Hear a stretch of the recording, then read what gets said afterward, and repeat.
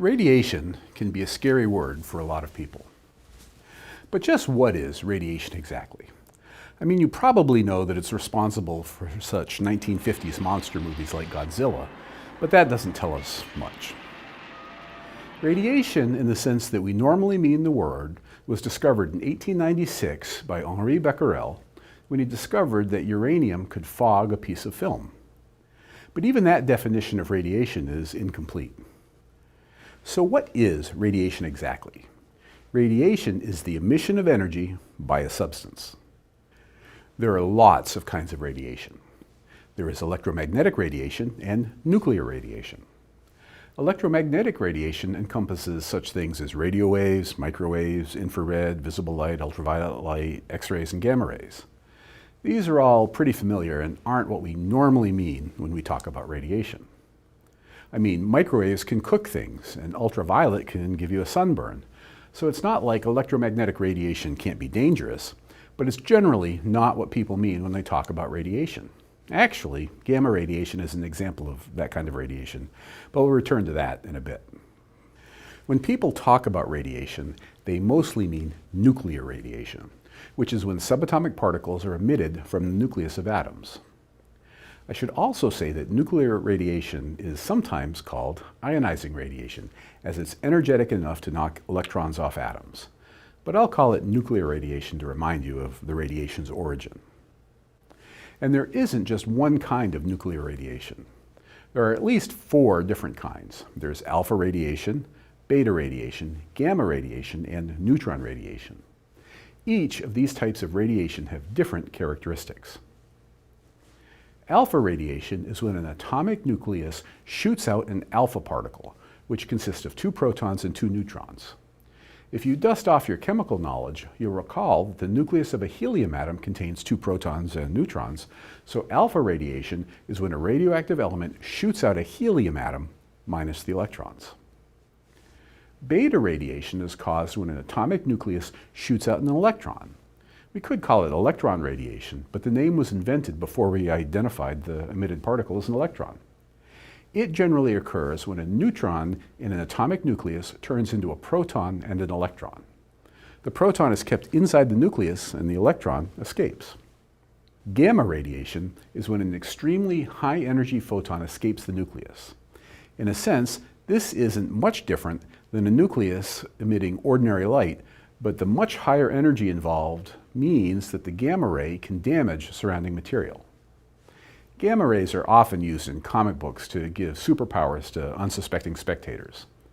By the way, X-rays are similar to gamma radiation in many ways, but less energetic. They're like gamma radiation's younger and less successful sibling. And then there is neutron radiation, which is just the emission of a neutron. In a sense, this is the most dangerous type of radiation, but as we will see, that's a subjective statement. So these are the different kinds of radiation that one encounters in nuclear physics. But as we will see, they have radically different properties.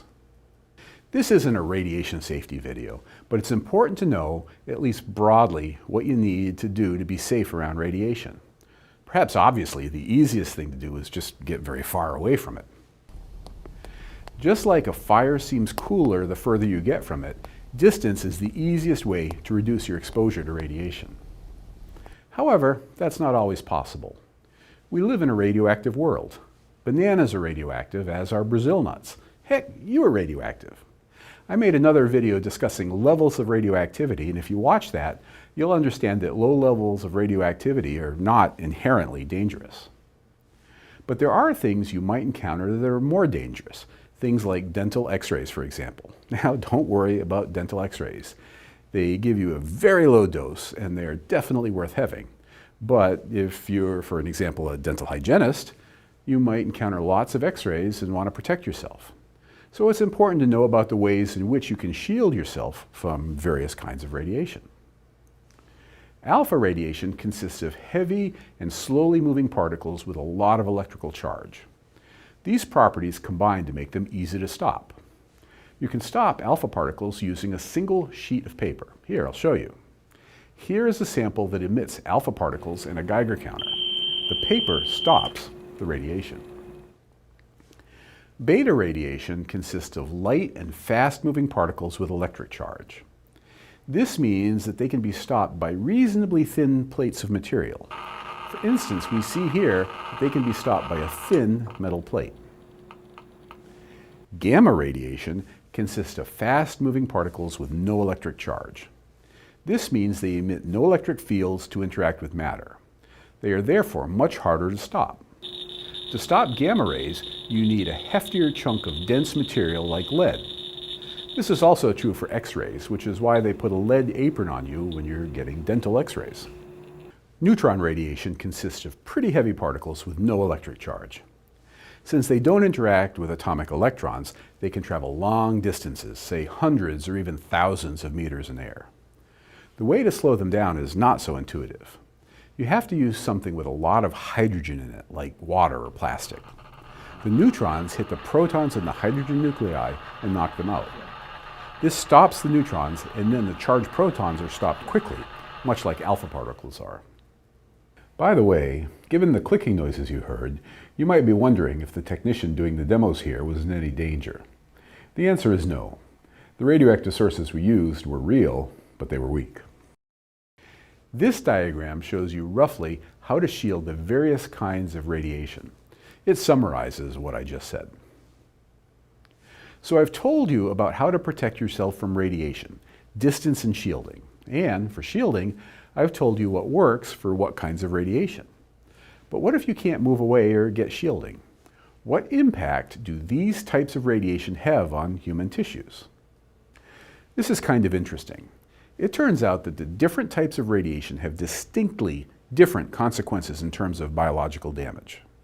In order to figure this out, scientists took different kinds of radiation and aimed them at various kinds of tissue and saw how much biological damage occurred. They then came up with a number that would account for the differing amounts of damage observed. This number is called a quality factor, or just Q. If Q is 1, that means there's no adjustment. If Q is greater than 1, that means that this particular kind of radiation is biologically more dangerous than other types of radiation. So we see here a chart that shows the Q factor for different kinds of radiation. We see that gamma and beta radiation and X-rays have a Q factor of 1, which means that they don't have an enhanced damage capability. But slow neutrons have a Q of 5, which means that for the same amount of absorbed radiation, more biological damage occurs. Fast neutrons have a Q of 10, and alpha particles have a Q of 20, which means that they do more biological damage than other kinds of radiation. That last one is kind of weird. I mean, alpha particles are easy to stop, but do more damage in living tissues. But if you think about it, this makes sense.